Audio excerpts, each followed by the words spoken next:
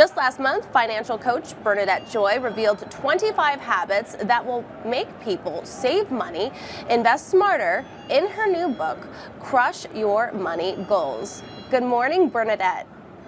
Thank you so much for having me. It's so great to have you on the show to talk more about this topic. Now, I do want to talk about your book, in Crush Your Money Goals. You outline 25 habits for saving money and investing smarter. What inspired you to write this book, and how do these habits differ from traditional financial advice?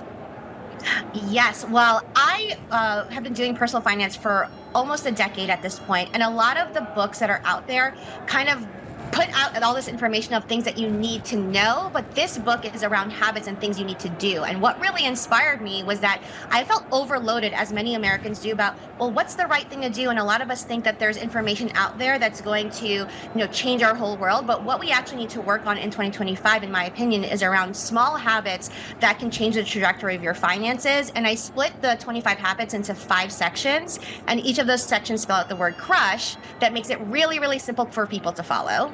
Oh, very cool. And for someone just starting their financial journey, what's the first habit they should adopt to make the biggest impact on their finances? So since we are here in the new year, the C in Crush stands for curate your accounts. And so if you do nothing else this year but to Marie Kondo your finances and pull all of your financial information into one particular spot, I like to use a tool called Monarch Money. But what I really recommend for people, what I found in coaching so many folks, is that they think that they're not in a great place because they're just looking at their checking account and they're just looking at their credit cards versus their entire financial picture. So the curate stands for pull all of your accounts and really ask yourself, are these accounts working for me? And if any of them are not ones that I really need, to let them go. Now, many people feel that investing, it can be rather intimidating, right? So what's one piece of advice from your book that you can help simplify the process and encourage people to get started? Yes. So in the book, I talk about investing being your new luxury bag, and specifically to be able to take advantage of tax advantaged accounts. And so there's this trend that I'm seeing right now on social media where folks who have a little bit of extra money saved up are now funding their IRAs right at the top of the new year, as soon as they were allowed to in 2025. And so even if you cannot max out your individual retirement accounts with your investing, just putting in those contributions as fast as you can in the new year is a great way to start off without feeling like you have to do a ton of other effort.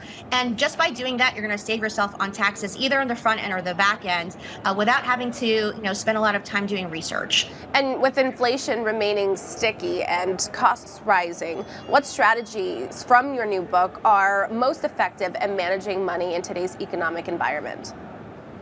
So this is one that you would not expect in a personal finance book, but it is my favorite. It's called the Screenless Sunday. And simply put, I ask people to put down your phone, put down the iPad, put down the laptop on Sundays, and actually live out in the real world. Because what we found is that a lot of folks are feeling the pinch, not only because they're seeing it in the grocery store, but they're seeing it on their social media feeds.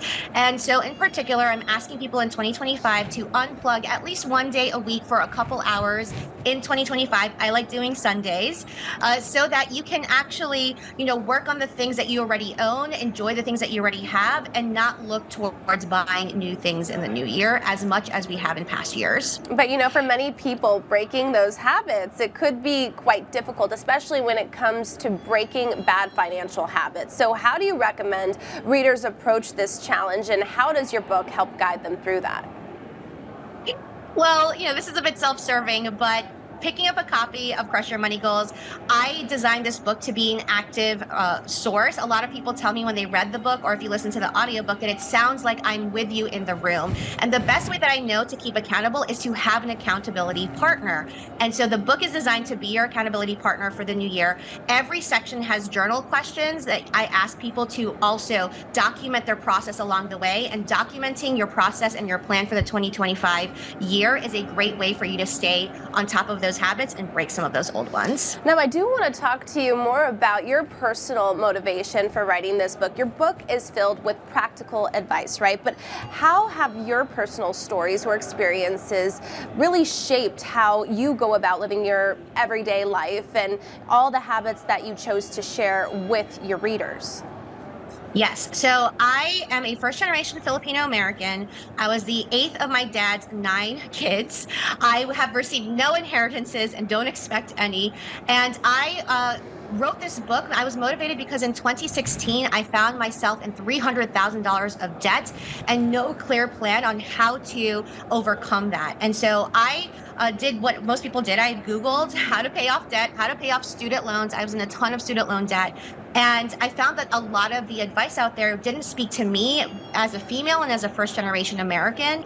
And so I really informed this book not only with my own experiences, but also the experiences of dozens of people that I have also coached. So you'll see tons of stories from other people from all across the country. But most importantly, I think where it's vastly different is we take a um, special focus on mental health. I personally struggled with mental health for many years, including being diagnosed with anxiety.